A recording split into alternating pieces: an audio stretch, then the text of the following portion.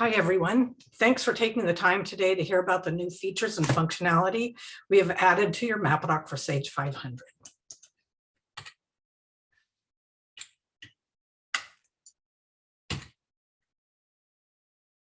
So my name is Siobhan Finders. I'm the product manager for MapDoc. I'm here with Martha Chensel, our MapDoc architect and lead developer, to show you how the new features and functionality in MapDoc for Sage 500 can help streamline your EDI processes. But first, a bit of housekeeping. Everyone is muted to ensure better experience for everyone. Please type any questions into the chat as we go along, because if you're like me and wait until the end, I'll have forgotten what I was going to ask. We'll make every attempt to answer your questions as they come up and as we go along. But if not, we do have time at the end for additional questions. The last slide that I'll show you will have all of our contact information just in case. So first, I'd like to go ahead and start with a couple of poll questions for you to answer.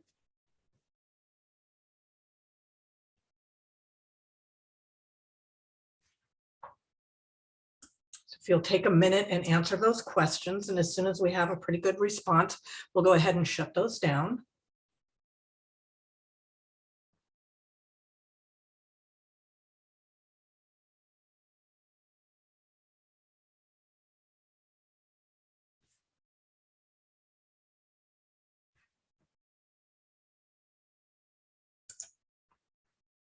Okay, thank you. So let's go ahead and get started, slowly but surely.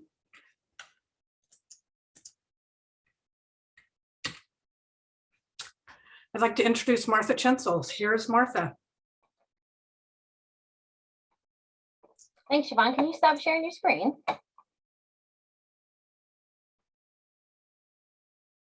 Thanks. And just to check here, Siobhan, you can see my screen, right? Oh, I'm going to assume you guys can. Yes, we can. All right, sorry. thanks. Couldn't find my unmute button. No problem. Hello and welcome, everyone. I am super excited to be here today. I always get very excited for these webinars to show off what we've been working on. For those of you who do not know me, as Siobhan mentioned, my name is Martha Chensel. I am a staff software engineer, and I've been on the MapDoc team for 20 years. So today, what I'm going to show you are the new features we've added in our latest release, which is available for Sage 500 versions 2019 and 2021. If you do have any questions as far as what version of Sage 500 you're on, from within Sage 500, you can go to the help menu and go to about, and it will bring up the page that will show you what version you're on. So 2019 and 2021 are the two latest versions for Sage 500. So if you are not on one of the latest two versions and you're interested in taking advantage of these cool new features we've added, certainly reach out to your reseller and to us at SPS to get you a quote to upgrade. Okay. All right, so I'm going to dive in. The first thing that I want to show you is a pretty minor change as far as my side of things go, but it actually does make it much more usable. So we've had this functionality for quite a while. I'm going to hop into our MapDoc setup options, which houses a whole bunch of setups used throughout MapDoc. And this is related to our archiving. So we do have archiving processes so that whenever you receive any of your inbound EDI, it archives those files for you. So if you have any issues and have to troubleshoot or you have to reprocess, you're able to do that very easily.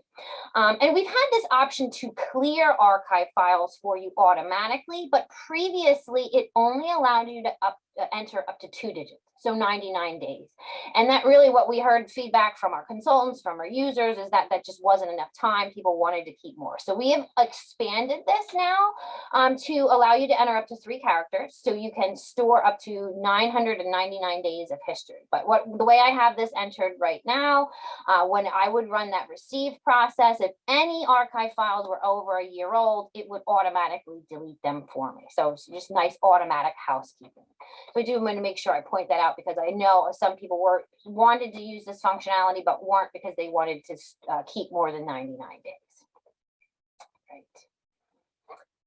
All right, this next one I'm really excited about. So I know that there are a lot of people that do utilize the pallet functionality within Mapadoc, and for those trading partners that require you to send both pallet and case information.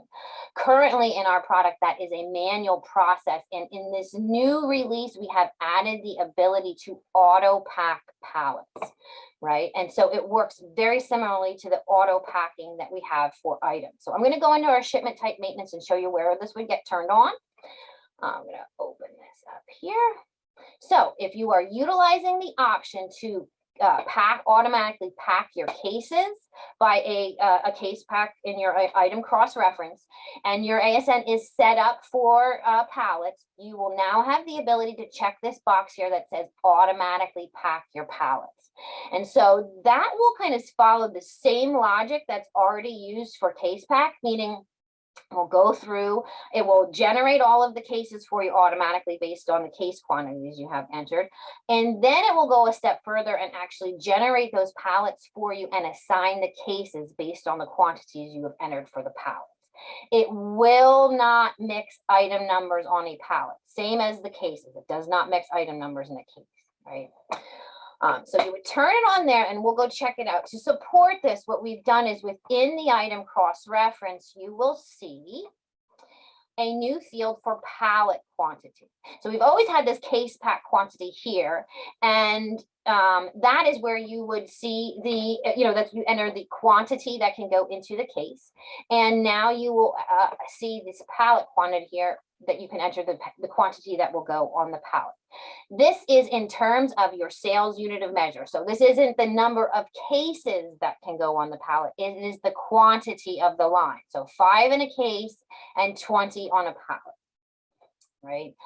The way this will work behind the scenes, for some reason, if you do not have the pallet quantity entered, instead of just airing out, it will actually use the case pack quantity. So you end up getting 1 pallet per case. So you want to make sure that these pallet quantities in here are accurate. Once those are entered from within the ASN processing menu here, I have a couple shipments sitting out here. I'm going to open up my Create Packaging Label data.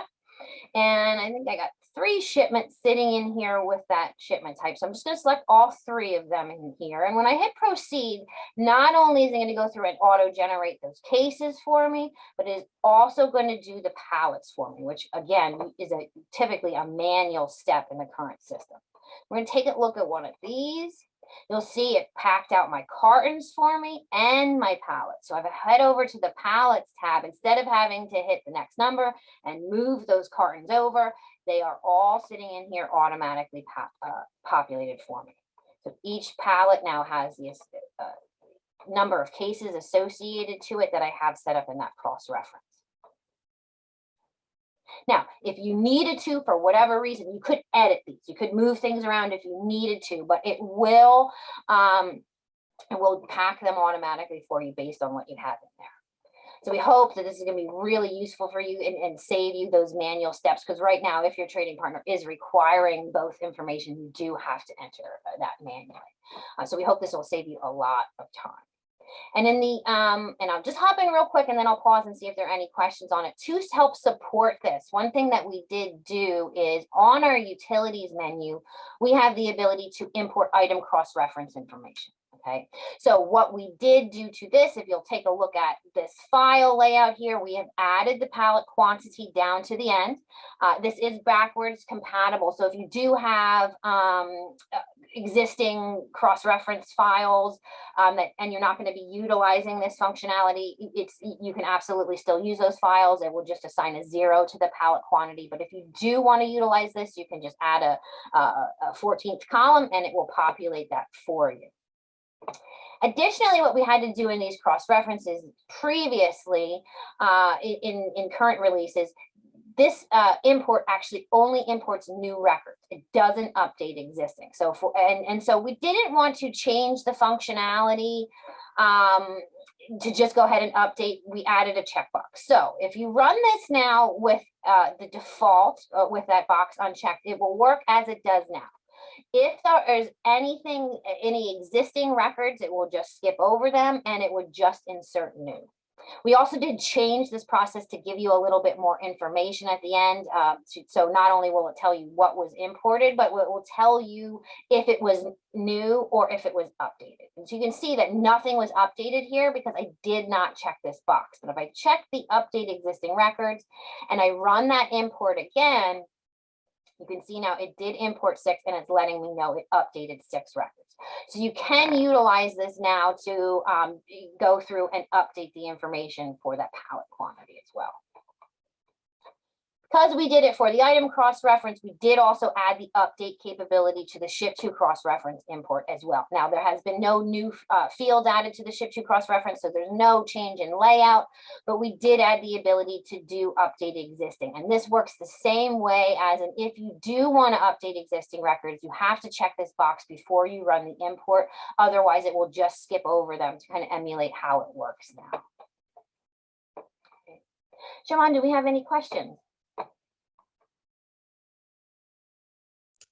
No questions at this point. So remember, if you have any questions as we go along, be sure to type them into the chat and we'll be able to answer them. Thanks, Martha. No problem. Okay, well, next one, while we're on the topic of pallets, now I don't have much to show you on this one because I do not have this enhancement installed, but I know that we do have several of our users that do use the DC warehouse enhancement for Stage 500. And so I do want to point out that they added support for both pallet and case information within their product. And that information can now be exported via their EDI export. So if you're utilizing DC warehouse and you are using the new functionality to capture pallets and cases, and you have your ASN set up within Mapadoc to send pallet information, we will actually import the pallets and cases directly from DC warehouse so you can send them on the ASN. That's functionality that we added. Now, again, it has to be set up and you have to capture the information in DC warehouse, but if it is there and your ASN is set up for pallets, it will also flow over to Mapadoc so that you can just simply send your ASNs right out the door with that accurate pallet information. Again, sorry, not much to show here. I don't have it installed, but definitely worth mentioning for those that are using that solution for their shipping.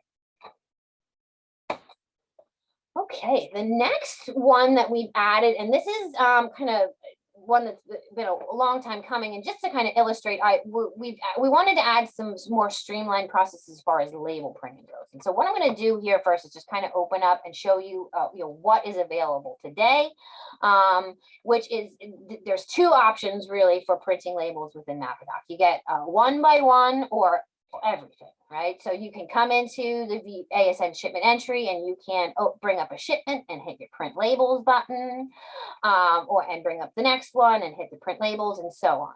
The other method in here that you can use is if there is no shipment selected and you hit the printer button at the top here, it will actually it confirms it first, because you wouldn't want to do this by mistake, but it will go through and print labels for every shipment that is sitting in here that has not had label printed before, right? So those are really the only 2 options as far as printing labels go. We really wanted to give you guys some more flexibility as far as what labels are printed. And so we added this new option to the ASN processing menu called bulk label printing selection.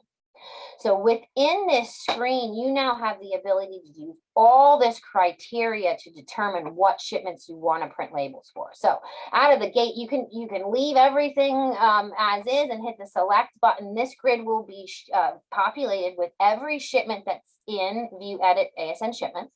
If you wanted to, you could simply pick and choose and check the boxes and hit the print proceed button, and it would go ahead and print labels for those. Or you could use the selection criteria up here, and this can be really powerful. So like maybe you want to limit it by the ship method or the trading partner. I want everything for Walmart that's shipping out today, or I want everything that's shipping out of warehouse A, or any of this criteria here to really group together what you want to print, right? And so you can do select all, clear all, but yeah, if you, for example, would put in criteria here for my ship method, one of these here, and you can hit select again, and it will again filter what's in the column based on the criteria up here. By default, If the labels you selected have, the shipments you've selected, the labels have already been printed, it will not reprint them. It will just skip over them. However, if you are looking to reprint labels, you can do that from this screen by simply hitting this button right here, this checkbox right here, to reprint labels that have already been printed. If any of the shipments have already been printed, it just reselects all of the labels and will print them for you in the run. Okay. You also do have the ability from right within this screen to change your label printer. So if for whatever reason, the batch of labels you are printing has to go to a separate printer, whether that's label stock or for whatever reason, you can absolutely do that here. Just hit the button and you can select which printer you want it to go to. Okay. When you print these, they will print in shipment order. And for each shipment, then it prints it by case order. So it will go through, and it is actually the shipment ID is how it would be sorted for the group that you print together in this option. We hope this streamlines your process for labels and gives you a lot more options to make sure you get exactly the labels you need out to your warehouse in the most efficient way possible. Okay. Next thing we're going to hop into, and there's not too much to show here. This is typically something actually that our consultants and our support staff would do for you in the mapping.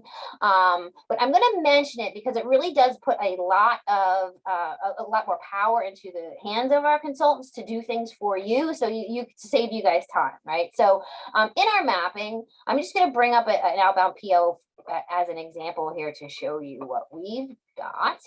We do have the ability to do conditional processing in our map, basically saying, hey, I only want you to send this if this certain condition is met, right? So I have a line in here for a delivery date on the PO acknowledgement. We've had this conditional processing for years and years and years. And so our consultants use this pretty heavily to do things for you guys in your map so that it's handled automatically so that you don't have to, choose or enter things specifically onto transactions. And for years, they've been asking for some additional comparison types. So that is what we've added in this release. We actually have added 3 new comparison types that they can use to do this conditional processing. One is not, they've always had is equal to, not equal to, and so on, or in a range. We've added is not in a range, the field contains, and the field does not contain. And so this can be pretty powerful. I have on this map line is just an example. This is by no means an exhaustive list of what you could do with this, but it's a good example. So this is a PO acknowledgement where we want to send the delivery date, right?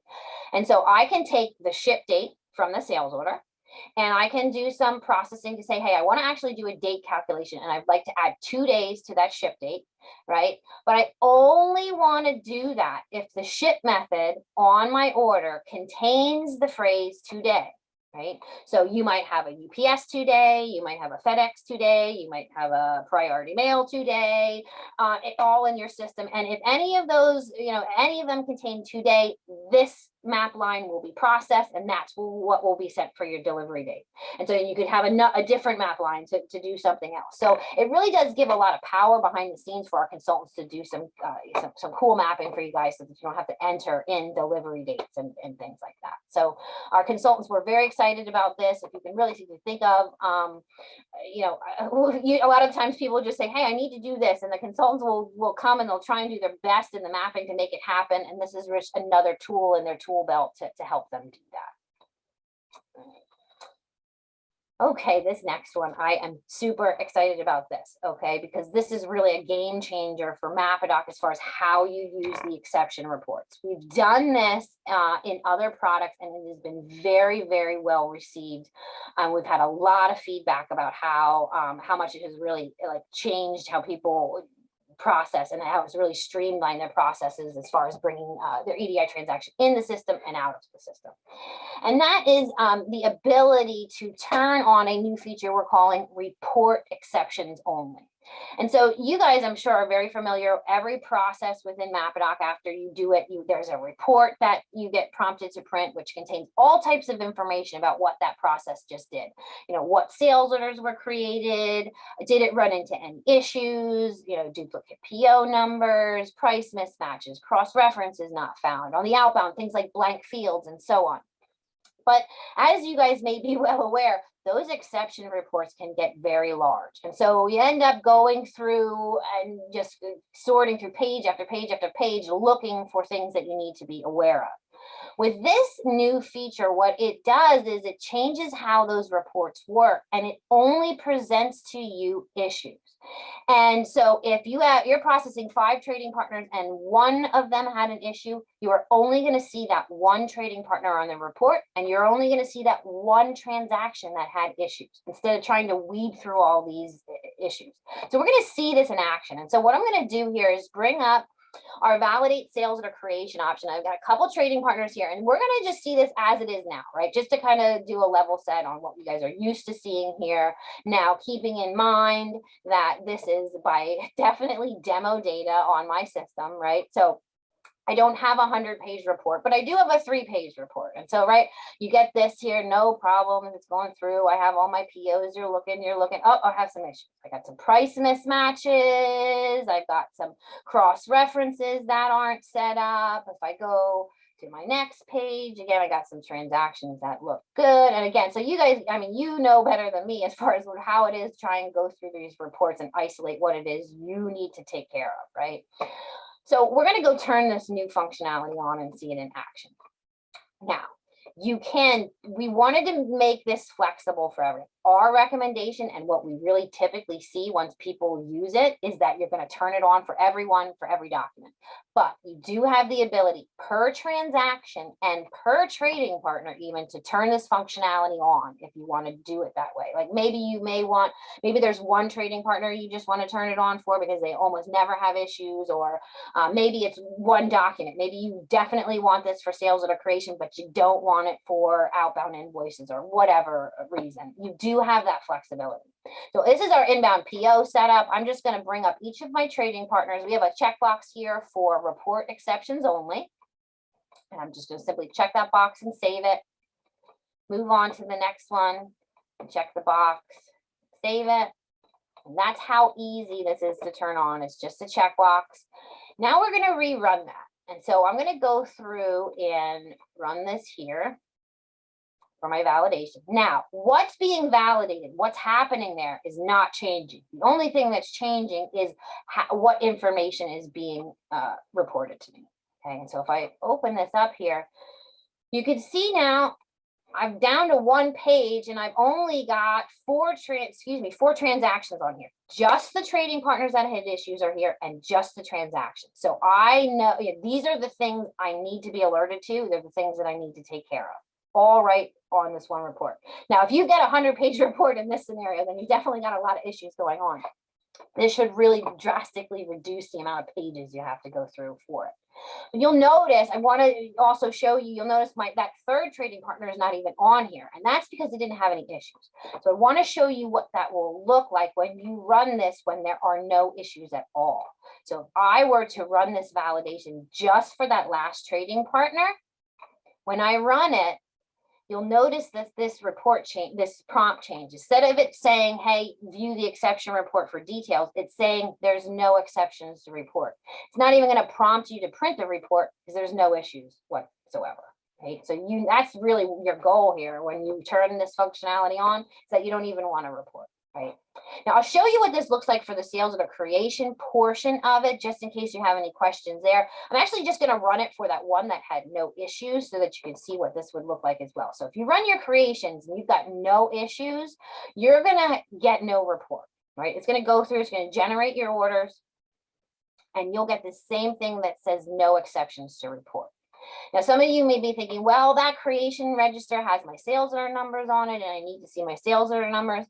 All of our registers, the sales order creation register, and for outbound purposes, the sent register are unchanged. So you can still run the sales order creation register and get all of the order numbers that were created and all of the PO numbers in a much more succinct report than that exception report. So you still have this information available to you. It's just on a different report.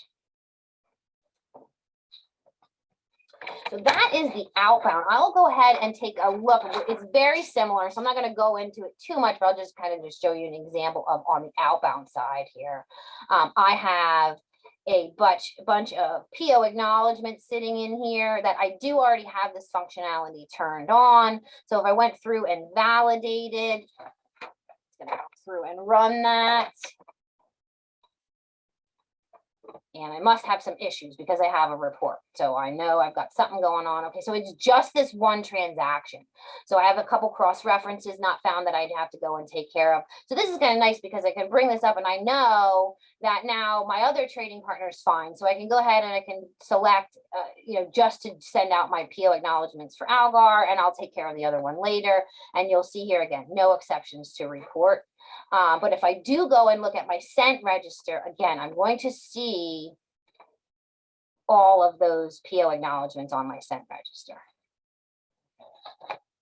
So we're really excited about this one. We're excited for it to get in your hands and to turn it on. So definitely, if there's something that you want to take advantage of, mention it right away to our consultants that are installing this new release for you, because they can go in and they can turn it on. So you just need, if you want it on for everything, just let them know that, and they can go in and it's real easy to turn it on. Or if you're looking for something particular to turn it on for, just let them know what it is. And when they install that new release, they can set this up for you. Any questions, Siobhan?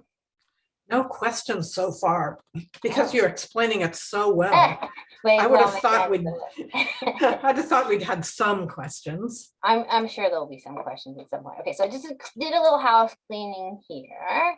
All right, so I have one more. I have one more thing that we want to show you, and so this can take a little time. It's going to be a little can be complicated, but hopefully this will be very useful for you guys. So the next thing that I will show you is we've added a lot of processing and functionality around allowance and charges. Now, allowances and charges can be very complicated when it comes to EDI, as I'm sure you very well may know.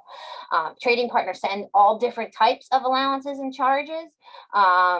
Header level, detail level, some are amount based or percent based or rate based. And so up until this point, we do support some allowance and charge functionality. Definitely a lot of header level stuff. We have very limited support for detail level allowances. But with this new release, we really have rounded out and do support almost all allowance and charge data, that the way it could be sent in and the way that it needs to be sent out, because that's really the key piece of this. Is it's not always hard to get the data into the system based on the way they send it, but can be very difficult to send it back to them in the way that they want to see it. And so we've done this via the addition of an allowance and charge cross-reference. And so I first and foremost want to say that, like I said, we do support allowances and charges now in the system. And if you are utilizing the existing ways and methods to do that, it will go unchanged. If you install this release, you can keep doing it exactly the way that you are doing it. Or if there have been things that we have not been able to accommodate for you, or you're adding in new trading partners that have new requirements, this may be something that you want to use. And so I'll dive into just a little background on how this works. So basically, any of the new functionality that we're going to be bringing in for these allowance and charges is going to be adding non-inventory items on the sales orders and invoices in order to reflect these charges and these discounts. Okay. The non-inventory items, the way it's kind of nice to use these within the common information module, there is a setup for your non-inventory items. Now, I am not going to by any means go over the entire setup of non-inventory items, but I do just want to point out to you some of the pros of doing it this way. I'll just bring up one of these for an example, like a defective allowance, for example. Basically, you would want to set up at least one non-inventory item for each type of allowance or charge that's coming in on the PO or that you're going to be sending on the invoice. But this actually does, by doing it this way, gives you a little bit more flexibility. We hear a lot from people that they want more control over the GL accounts that these allowances and charges are posted to. And so with the setup within Sage 500 on just mapping straight to the discount percents and the discount amounts, you really can only have those come out of certain GL accounts based on setup. You can't really say for this customer, I want to do it here, and for another one, I want to do it somewhere else. So you would have the ability in here to, for example, set up a Walmart defective allowance and a Target defective allowance and Amazon or whatever, and have each one of those items go to be posted to a different GL account of your choosing. And so for some people, that is a really big deal. For others, not so much. But just wanted to point that out there because it does add a lot of flexibility to how things are posted in the system by just simply setting up new non-inventory items, right? So I just wanted to point that out there. So once you have those set up, we will enter them in a cross-reference. And so this cross-reference then is used in the map, and it allows MapAdoc to know, hey, the trading partner is sending this one value, and we want to associate that to this non-inventory item, and then do the reverse on the outbound, right? And so within this, this cross-reference, now I will point out this one. Now, typically our consultants and support staff will assist to set this up for you. And this is a lot of the times for them, but it may be useful for you as well. So I'll just mention it. For those of you that are doing grocery POs and grocery invoices, those are actually different EDI documents, even though they're still POs and they're still invoices. They're actually different documents in the EDI world, and they have different segments and elements for allowance and charge data, and some of the descriptions are different. And so by changing this on the screen, it's not actually changing any of how any of this works. It's just changing how it's presented to you on the screen. So if you're looking at a grocery PO trading partners guidelines or their data, you can much more easily match things up if you switch this here than trying to relate the other two. So that's why that's there, mainly for consultants' ease of use, so they're not having to translate between the documents.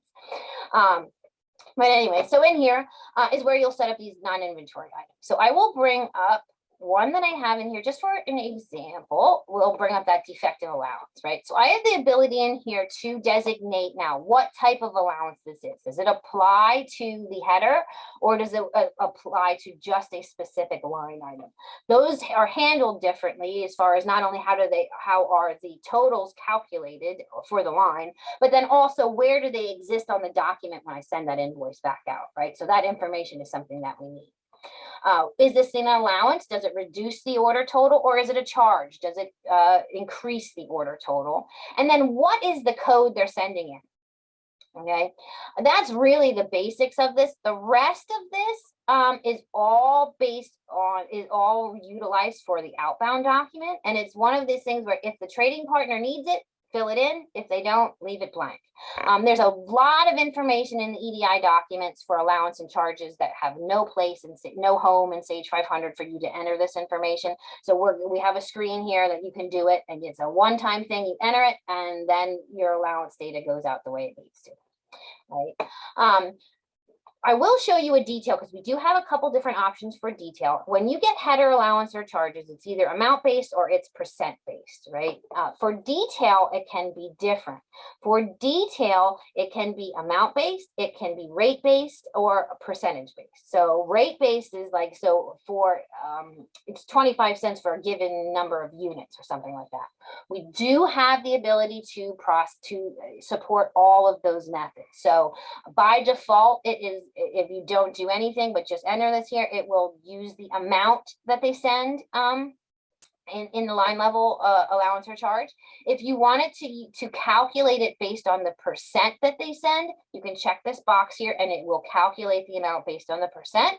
Or if you want it calculated based on the rate that they send, it will take the rate they sent and it will times it by the quantity for that particular line item it is for. So we do have the ability to support all of those. Okay.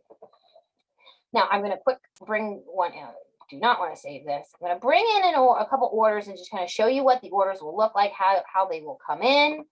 A few notes on the actual processing of those. I'm not going to run the validation here because I do want to show you what it would look like if there was a cross-reference not found, right? So now, again, if you install this release and don't do any changes, don't do any setup in the cross-reference, and there's no mapping changes, then it will work as it would before. You're not going to just all of a sudden start seeing these cross-references not found. But if you do have a setup for you to process with this new allowance and charge cross-reference, if something comes in and it's not set up in there, you will get a cross-reference not found error. So this is what those would look like on the report, so that you could go and set the proper information up for that non-inventory item. Okay. I'm going to actually go ahead and create this. We'll take a look at what these orders look like. Now here, I'm going to push this through and bring up the sales order so we can take a look at that. Have them all sitting at the bottom here. I think the first one I brought in is going to have some header, just header allowances. So they send multiple, a defect allowance and a seasonal allowance. So you can see all of the header allowance and charges will be added to the end of your order. So you'll have all your line items from the PO, and then you will see any of the header allowance or charges that were sent. And it will, for allowances, make the quantity negative in order for it to reduce the order total for you. Okay. The next one I have in here had some detail level allowance and charges associated to it. So I want to show how those actually will come in. If it is specific to a detail line, the non-inventory items will actually be added right after that line item. So this was my first item on the PO, and then these, I actually had 3 allowance and charges associated to that particular line item. And one other thing I do want to point out here is, if the amount for these allowances or charges were calculated via a percent or a rate, it will add to the comment how it was calculated, so that you have that information for whatever reason. If you need to adjust it, you know what came in on that PO is the percent, right? So this was calculated using 1%. I think this was an amount. So if you don't see a comment in here, that means it was just a straight amount that they sent. But this one, I think, is a charge here that was calculated via a rate. So this is a ticketing charge. It was 25 cents per unit. So it lets you know what rate it used to calculate that information for you. So you have that. Okay. So this is what this will look like on the sales order. These lines will come through. One thing that, again, I'm not going to walk through the entire process of generating all your shipments and your invoices, but I will point out some key information here. If you are going to be utilizing this functionality, it's very important that when you create your pick lists, that you're including non-inventory items. So there are various methods within Sage 500 on how you can create your pick lists and how you generate your shipments from orders. But one of them is this create pick list screen. All of them generally are going to have this section here on what you're going to include. And there is a checkbox here specifically for non-inventory. This is key. If I run this pick list for this sales order, those non-inventory items are not going to be included on my shipment, which means they are also not going to show up on my invoice, and they will not be applied. So it's very important that this is checked. Now, fortunately, you don't have to remember to check it every time you come in here. You can save these settings. So you just hit the save button up here. And many people already do this, so it may not even be an issue, but it's definitely worth noting. If you don't, you can put in whatever it is, Martha's settings, whatever, or default that you want everybody to use. And you can go ahead and save those so that every time you come into the screen, it is automatically checked and you don't have to remember to do it, right? Now, this screen could also be used to generate your shipments, but I do want to point out, if there's a separate screen that you can do just for generating shipments. It also has an include non-inventory checkbox on it that needs to be checked. So again, you can save the setting so you don't have to remember to check it every time, but it is key to check this or it will not show up on the ship, right? Now, I will bring up a shipment just to show you what this is going to look like on here.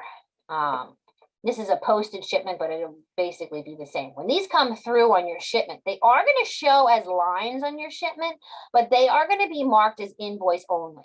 So you're not, if you print a packing slip, if you are utilizing the option here to like enter your pack list where you do your carton breakouts and you know what items are in each box, they're not going to, those line items will not be available for packing or anything like that. But they will show up on the shipment here. And that's the way they kind of make it to the invoice, right? And so when you commit this and you print your invoice from the shipment, they will be on there. For whatever event, if for whatever reason, there are certain ways you can set these items up that you can get them on the packing list if you want them. For this particular scenario, there's really no reason that you would want these transactions to go out on an ASN like a line item. So there are things in the background for all of the outbound transactions to skip over these types of items and not send them on like the PO acknowledgement or the ASN and so on, because they're not things that are actually being shipped. Okay. That's what your shipment will look like. And lastly here, I do want to go in and just show you what the invoice will look like and let you know as well, not all allowances and charges that you may want to apply are sent on the incoming PO. We do support, if you've got to manually add some sort of charge or some sort of allowance to your invoices, you absolutely can do that. You would do that process on the invoice. I would highly recommend you do it at the invoicing step. Particularly if you have any allowance or charges that are line level based, meaning that they don't apply to the whole document, they apply just to one line item. And I'll explain that a little bit here. Now, here are my invoices that I generated from my shipments. They haven't been posted yet. On the detail lines, you can see that I have those header allowances that were on my order because I had it set up to do so. When I checked those boxes, they flowed all the way to my invoice now. If you need to manually add them, you can absolutely do that. There's a couple caveats though you need to know about. Header can just be added to the end. No charges, allowances, if they apply to the entire document, can just be added at the end. So you can come in here and you can say, okay, yeah, I forgot we've got another charge on here, you know, for $25, whatever. You just add it to the invoice to the end.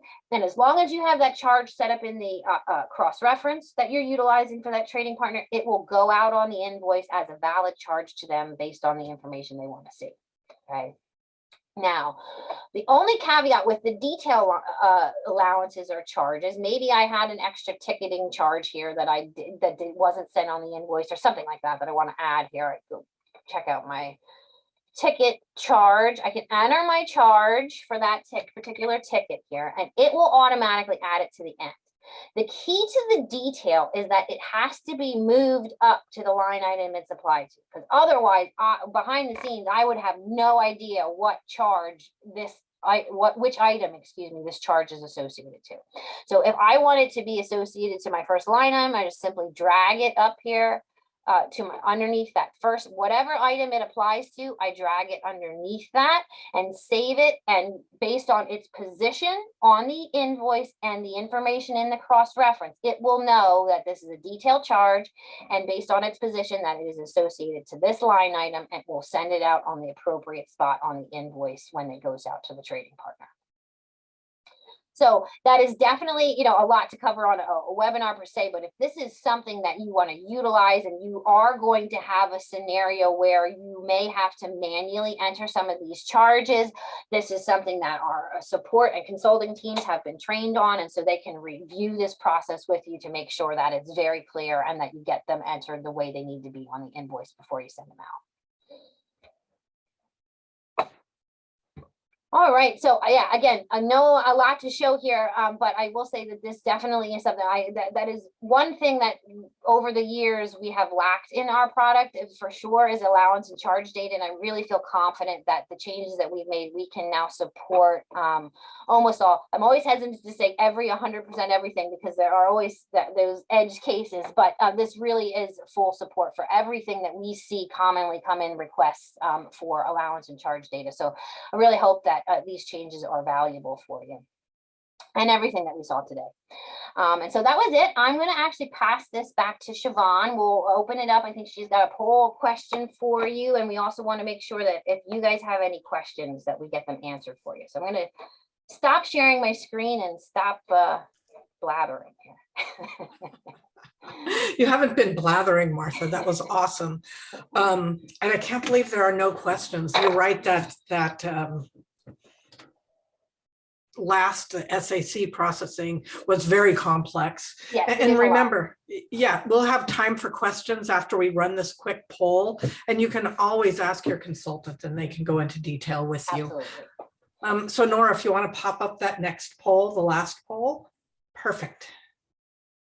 So I'd like everyone to take a minute to look at this poll. We have five of the features, or 4 of the features that listed here. If you'll pick the one, your favorite one, or none of the above, and then we'll show the results after everybody's had a chance to vote. Hey, how come I can't vote?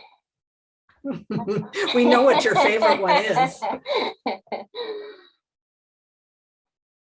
My favorite one is the ability to report on exceptions only. I love that's probably my favorite too, just because I just saw the response to it in our other solutions, but I do also think the auto pack pallets is going to save people a lot of time. Yeah. So well, if there's anyone on this call that's having to manually create their pallets, I'm pretty sure that one is going to be their favorite one. Awesome. So are we ready to show the results, Nora? Woohoo. There are some people on here that are doing manual pallets. I can tell. Yes, that's awesome. Yeah, that really is awesome. And the reporting on exceptions only, that is, like I said, that's my favorite one. Who wants to go through 100 pages? Yeah. So great. Thank you guys very much. So the next stuff that we have is any questions. So if anybody has any questions and would like to ask them, you can type them into the chat, or you can raise your hand and we can unmute you and you can ask the question out loud. So we'll give it a minute or so. And while we're waiting for people to come up with questions and to raise their hand or type in their questions, I'm putting up the contact information so that you can see and make a note of how to get hold of us. So I don't see any questions being typed in. So if you have any product questions, enhancements that you want to see, you can reach out to me and my email address is there. If you need support@mapadoc.com. If you want to talk to the sales team, it's 866-245-8100 option 2. And our website is spscommerce.com. And we also have a customer portal out there where there's a lot of information, Mapadoc specific, at spscommerce.com/Mapadoc. So I don't see any hands raised and I don't see any questions. So I'd like to thank you again for your time this afternoon, and we will send out a follow-up email with the link to the recording, and you can watch it at your leisure and share it with your coworkers. And thank you again. Thank you, everyone.